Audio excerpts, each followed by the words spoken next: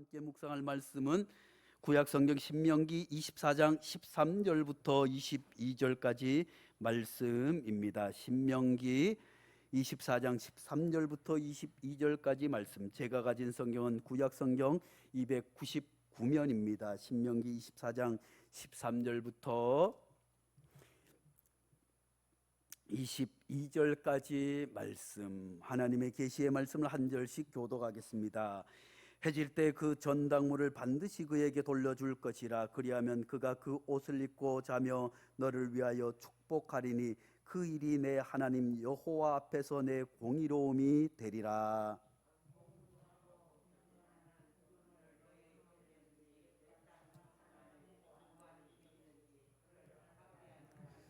그 품삯을 당일에 주고 해진 후까지 미루지 말라. 이는 그가 가난함으로 그 품삯을 간절히 바람이라. 그가 너를 여호와께 호소하지 아니하게 하라. 그렇지 않으면 그것이 내게 죄가 될 것임이니라.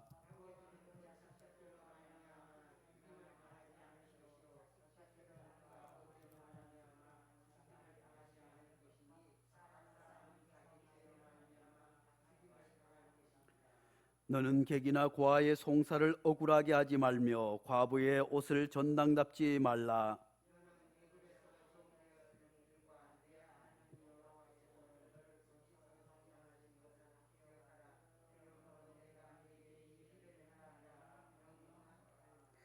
내가 밭에서 곡식을 벨 때 그 한 무철 밭에 잃어버렸거든. 다시 가서 가져오지 말고 나그네와 고아와 과부를 위하여 남겨두라. 그리하면 내 하나님 여호와께서 내 손으로 하는 모든 일에 복을 내리시리라.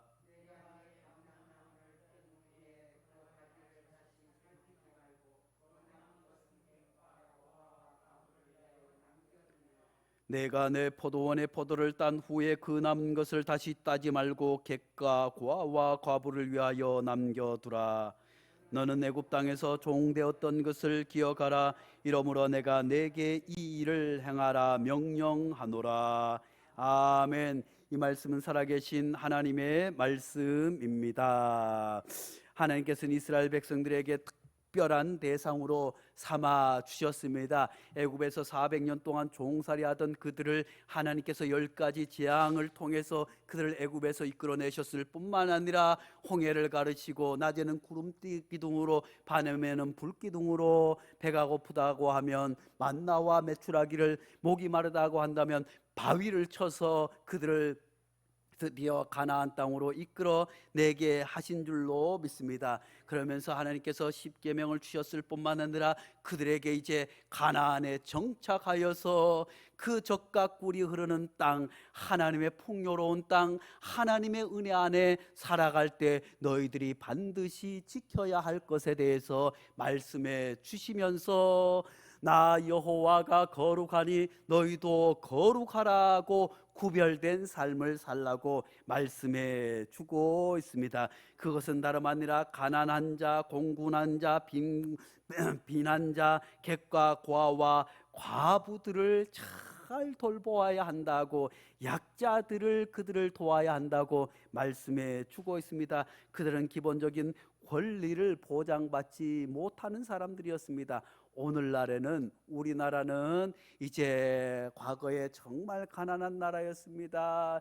6.25 전쟁, 그리고 일제 식민지, 그리고 보릿고개를 넘기면서 저희가 어릴 때만 하더라도 얼마나 가난했는지 알 수 없어요. 요즘 아이들에게 이야기하면 요즘 아이들은 도저히 믿을 수 없는 이야기가, 저희가 어릴 때만 해도 껌이 얼마나 귀했어요. 그러면 그 껌을 씹다가 벽에다 붙여 놓습니다. 그래서 벽에 붙여놨다가 벽지가 떨어지니까 그 다음에 깨가 생겨서 거울에다 붙여내요. 거울에다 붙여 놓으면 그 다음날 아침에 껌이 없어요. 제일 먼저 일어난 누이가 됐든 동생이 됐든 그 껌을 씹고 있는 시절이 불과 몇십 년 전이었지만, 지금은 우리나라 모든 사람들이 요즘 아파트에 가면 저녁이 되면 차 댈 데가 없어요. 집집이 차가 어렵다고 힘들다고 하지만 2대가 되고, 예전에는 부자가 차를 타고 다니고 그래야겠지만 지금은 회사 다니는 사람도 차를 타고 다니고, 또 집에서 부인이 장 보러 가는 차도 있어야 되고, 또 학교 가는 학생이 멀고 하면 또 통학하는 차가 있어야 되고, 어떤 집에는 세 대가 있고 하니까 될 데가 없을 정도로 잘 살게 되었을 뿐만 아니라 여러 복지 제도가 잘 되어 있는 줄로 압니다. 예전에 어르신들에게 노령연금을 10만 원 준다, 얼마 준다고 하니까 어떤 분들은 머리에 띠를 두르고, 야, 그렇게 하다 퍼주다가 나라가 망한다 하고 빨간 띠를 두르고, 야, 노인에게 노령연금을 주지 마라, 퍼주지 마라 했었는데, 지금은 얼마씩 받아요? 20만 원, 많게는 30만 원도 받고, 또 가난한 사람들은 생활보호 대상자가 되면 병원비도 공짜지요, 또 뭐도 나오는 것도 많지요.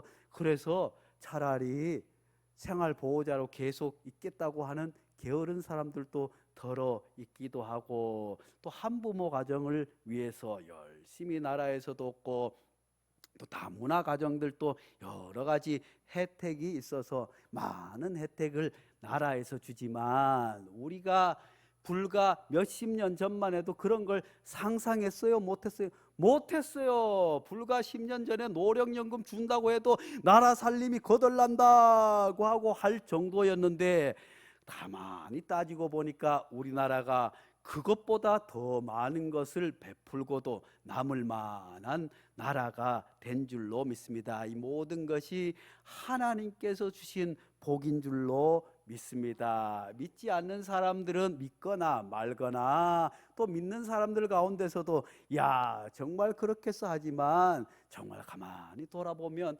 하나님의 은혜가 아니고는, 비록 우리나라 우리 민족이 대단한 민족이에요.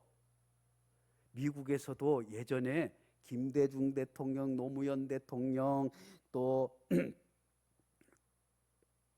누구 장로님 누구예요? 이명박 장로님 대통령 이럴 때 또 김영삼 대통령 이럴 때 미국에서 북한에서 핵을 못 만들 줄 알았어요. 그래서 북한에 많은 것들을 지원해 줬어요. 김대중 대통령, 사실은 이명박 대통령 때 가장 많은 지원을 많이 해줬어요. 그런데 아이고, 그래도 미국에서 지원하면 그걸로 뭘 만들면 큰일 나지 않느냐, 못 만들 줄 알았어요. 북한이 아무리 돈이 많아도 북한의 과학이나 뭘로 못 만들 줄 알았어요. 그런데 한국을 가만히 보니까, 한국은 불과 몇십 년 전에 가난한 나라였는데, 원조 받는 나라였는데, 지금은 세계 원조를 해주고, 무기를 월남전에 가서 M16 총을 들여오고, 헬기를 미국에 쓰던 거 가져오고, 그 많은 젊은이들이 월남에 가서 그냥 목숨값으로 그렇게 해서 총을 들여오고, 또 미국에서 돈을 원조해준 월급 가지고 한국에 보내오고, 그래가지고 경제를 살릴 수 있는 기반들을 또 만들고 한 것 아니겠어요? 그런 나라였는데 아이쿠, 몇십 년 만에 세계 10위권이 되는 거예요. 뿐만 아니라 무기도, 국방력도 세계 6위권. 무기를 얼마나 잘 만드는지, 그냥 지금 러시아에서 우크라이나 침공에서 탱크가 다 파괴되었어요. 뭐 이렇게 탱크 잡는 그 포가 있는데, 우리나라는 그것보다 더 좋은 천국이란 것이, 그냥 탱크도 쾅쾅쾅쾅 잡아요. 그런데 예전에 6.25 전쟁 때는 우리가 어땠습니까? 여기 병점 가다 보면 초전비 기념관이 있어요. 그게 유엔 초전비가 뭔지 알아요? 유엔군이 처음으로 북한이 밀고 내려오니까, 서울이 점령되고 밀고 내려오니까 부랴부랴 유엔군들이 이제 북한군을 막아야겠다고 해서 여기 병점 그 언덕에 진을 치고 북한군 탱크를 막는 거예요. 그런데 어떻게 해요? 북한군 탱크가 굴굴굴굴굴 내려오니까, 아이고, 아무리 유엔군도 총을 따쿵따쿵 쏴니까 그냥 몇 시간 만에 다 무너져서 많은 군인들이 죽었어요. 그래서 유엔 초전비가 처음으로 북한군과 맞섰다고 해서 병점에 초전비 기념관이 있는 것 아니겠어요? 그랬던 나라가 지금은 그냥 그런 걸 쾅쾅쾅쾅 잡고 비행기도 얼마나 좋은 걸 만든다고 하고 우주에 로켓도 산다고 하니까 이야, 세상 사람들이 한국이 정말 대단한 나라구나 그러면서 이제야 깨달았어요. 북한이 핵실험을 못할 줄 알았어요. 대륙간 탄도미사일 아무리 해도 못 만들 줄 알았는데 이제 알았어요. 아, 북한 사람들도 한국말을 쓰는 조선 사람이구나. 이제 알아가지고 아이쿠나, 우리가 착각을 했구나 하고 이제 미국에서 아이쿠나 큰일 났다고 할 정도 우리나라가 민족성이 있지만 그렇다고 이렇게 되겠어요? 그 위에 하나님의 은혜가 그랬으면 북한도 잘 살아야 될 것 아니겠어요? 하나님께서 비록 교회가 잘했던 못했던 하나님의 백성이, 기도하는 백성이 더 많아요. 하나님 앞에 진실되게 살려고 하는 목회자와 교회가 더 많은 줄로 믿습니다. 또한 세계의 수많은 선교사들 지금도 보내고 훈련시키고 그런 교회가 한국 교회인 줄로 믿을 수 있기를 간절히 축복합니다. 아무튼 하나님께서 복을 주셔서 이만한 나라에 대해서 복지제도가 잘 되지만 그 옛날에는 상상할 수도 없어요. 불과 몇십 년 전만 해도 가난하고 힘없는 사람은 아무리 노력해도 그냥 빚에 한번 빚을 지면 그 빚에 그 빚에 부모의 빚이 자식에까지 하는 그런 시절이었지만 지금은 그런 시절이 아닐 정도였지만 옛날에는 얼마나 더 했겠어요. 그래서 하나님께서는 특별히 가난한 자들에게 공의를 행해야 된다고 말씀해 주고 있습니다. 너희가 가나안 땅에 들어가서 젖과 꿀을 흐르는 그 아름다운 땅에서 너희만 잘 먹고 잘 살고 떵떵거리는 것이 아니라 거기에 가면 공의를 행해야 되는데 그 공의는 약자를 배려하고 약자를 위한 공의를 실천해야 함을 말씀해 주고 있습니다. 사랑하는 성도 여러분, 그러나 우리는 때로는 나보다 약한 존재 앞에 무의식적으로 무시하는 경향들이 우리 모두에게는 있어요. 함부로 말을 하거나 과한 요구를 하거나 부탁하는 사람이 누구냐에 따라서 공손하게 들어주기도 하고 건성으로 듣기도 하는 것이 죄로 말미암은 우리 인간이 어쩔 수 없는 것입니다. 그래서 부탁하는 사람이 누구냐에 따라서 들어주기도 하고 매몰차게 안 된다고 하기도 하고 아니면 나보다 못할까 싶어가지고 내려다보기도 합니다. 그런가 하면 자기 판단 여부에 따라서 상대방을 차별하기도 하고 특혜를 주기도 해요. 나와 가깝기 때문에, 나와 동향이기 때문에, 나와 같은 물에 있기 때문에 특혜를 주지만 하나님께서는 그렇게 하면 안 된다고, 그렇게 하면 특별히 약한 사람들이 가장 손해를 보게 됩니다. 그러므로 하나님의 백성이 거룩하게 산다고 하는 것은 하나님께서 우리를 차별 없이 많이 배우나 적게 배우나 돈이 많으나 적으나 하나님 앞에 제사장이나 그냥 양들이나 시골 촌부나 하나님 안에서는 차별 없는 하나님의 자녀인 것처럼 우리 그리스도인들도 모든 사람들을 대할 때 똑같은 눈으로 봐야 함이, 그것이 거룩함이라고 하나님께서 말씀해 주고 있습니다. 특별히 하나님께서는 가난하고 소외되고 약한 사람들이 공정함에서 배제되지 않도록 각별히 신경을 쓰라고, 그래서 이스라엘 백성들에게 공정한 저울추를 적용할 것을 말씀해 주고 있습니다.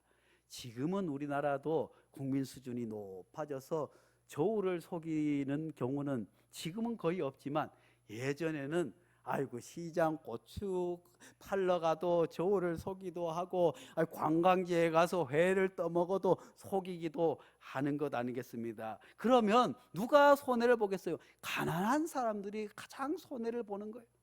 그래서 하나님께서는 이스라엘 백성들에게 너희는 공정한 저울 추, 사람을 대할 때 어떤 인간적인 감정이나 차별 없이 공정하게 대해야 함을, 모든 사람을 차별 없고 평등하게 대하는 것이 공의로움이라고 하나님께서 말씀해 주셨을 뿐만 아니라 하나님께서는 하나님이 기뻐하시는 거룩함, 거룩함 하면 우리는 뭐라고 해요? 가도시 구별되다, 선별되다 하는 뜻인데, 우리는 거룩하다고 하면 뭐라고 해요? 그 목사님 거룩해, 그 장로님 거룩해 하면 목사님이 기도를 많이 해가지고 사랑하는 성도 여러분, 하나님의 성령이 불러 임할지어다. 할렐루야. 주여 깜빡깜빡깜빡깜빡. 이런 것을 거룩한 목사님이라고 하기도 하고, 장로님도 강단에 올라와서 주여 거룩하신 하나님 아버지시여 하고 그런 것을 거룩하다고 생각하기 쉽지만, 하나님께서 우리에게 거룩하다고 하는 것은, 가도시 구별되다고 하는 것은 다름 아니라 오늘 말씀에 감람나무와 포도 열매를 수확한 후에 반드시 객가 고아와 과부를 위해서 남겨두라. 사랑하는 성도 여러분, 사실 이것이 우리가 성경 말씀을 읽을 때는 쉬울 것 같지만, 농사를 지어 본 분들, 아내가 열심히 애써서 일하신 분들, 그것을 쪼개거나 나누는 것이 얼마나 어려운지 몰라요.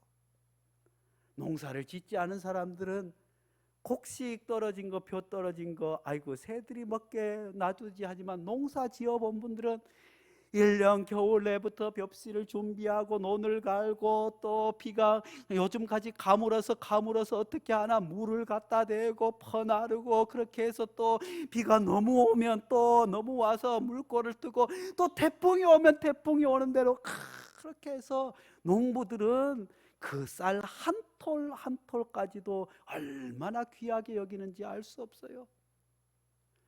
그런데 곡식을 거두다가 행여 곡식단을 남겨두고 돌아오면 다시 가지러 가지 말고, 혹시 해가 져서 빨리 거두어서 포도 남겨둔 것이 있다고 하더라도 그것을 다 거두지 않는 것이 거룩함이라고 하나님께서 우리에게 말씀해 주고 있습니다. 이스라엘 백성들도 그 옛날에 풍족할 리가 만무하지 않습니까? 우리나라도 통일벼가 나오기 전, 비료가 공급되기 전에 아무리 농사를 열심히 짓고 노력해도 자기 가족 먹을 쌀 거두는 것도 쉽지 않았어요. 그래서 보릿고개를 넘기고, 우리나라가 땅이 넓어진 게 아니에요. 논이 넓어지고 밭이 넓어진 것이 아니라 그만큼 농업 기술이 발달하고 비료가 발달하고 종자가 발달하고 해서 이만큼 먹고 사는 것이지만, 그 옛날에 포도가 오늘처럼 샤인머스킷처럼 그렇게 주렁주렁한 포도가 아무리 기름졌다고 하더라도, 아무리 기름진 땅이라고 할지라도 오늘날처럼 그렇게 하지 못하니까 겨우 자기들 먹을 정도. 그러니까 때로는 주님께서 말씀한 저당 잡힐 일도 있는 거예요. 농사를 지었지만 아이고 소작료를 다 내지 못하면 또 빚을 져야 돼. 오늘 말씀해 보니까 또 과부의 옷을 저당 잡지 말라고. 아무리 또 혹시 저당 잡은 것이 있으면, 얼마나 가난하면 겉옷을 저당 잡혀서 먹을 것을 구하겠어요? 그 옛날에 겉옷을 저당 잡힌다고 하는 것은 뭐 간식을 삼으려고 했겠어요? 아니면 뭘 반지를 사려고 했겠어요? 먹고 살 것이 없어서 구하기 위해서. 그러면 그것을 저녁에는 추우니까 덮고 살 수 있도록 돌려줘야 한다고. 뿐만 아니라 과부의 것은 그렇게 하지 말고, 품삯도 가난한 사람의 품삯은 해가 지기 전에 먼저 지불해 주는 것이 거룩하다고. 그런데 오늘날 많은 분들이 힘들어하는 경우도 있어요. 회사 경영자가 장로님이에요, 집사님이에요. 그런데 월급이 밀려가지고 죽겠는 거예요.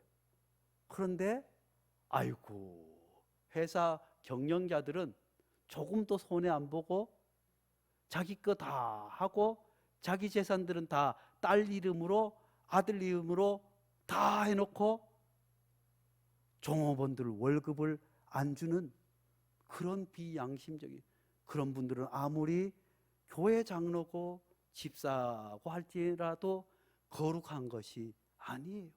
아무리 교회에서는 어떻게 할지라도 거룩한 것은 해가 지기 전에 품삯을 지불해야 하고, 가난한 사람들의 옷을 저당 잡지 말아야 하고, 가난한 사람들을 위해서 비록 내가 애쓰고 힘써서 농사 지은 것 가진 것이라고 할지라도 한 모퉁이를 가난한 이들을 위해서 남겨두는 것이 하나님 앞에 공의와 정의 그리고 구별된 거룩한 삶이라고 하나님 우리에게 말씀해 주고 있습니다. 사랑하는 성도 여러분, 우리가 하나님 앞에 가장 구별된 것은 예배자로 서는 거예요. 하나님 앞에 참된 예배자로 서는 것, 그것이 가장 중요하고 거룩한 모습뿐만 아니라 예배와 또 하나님의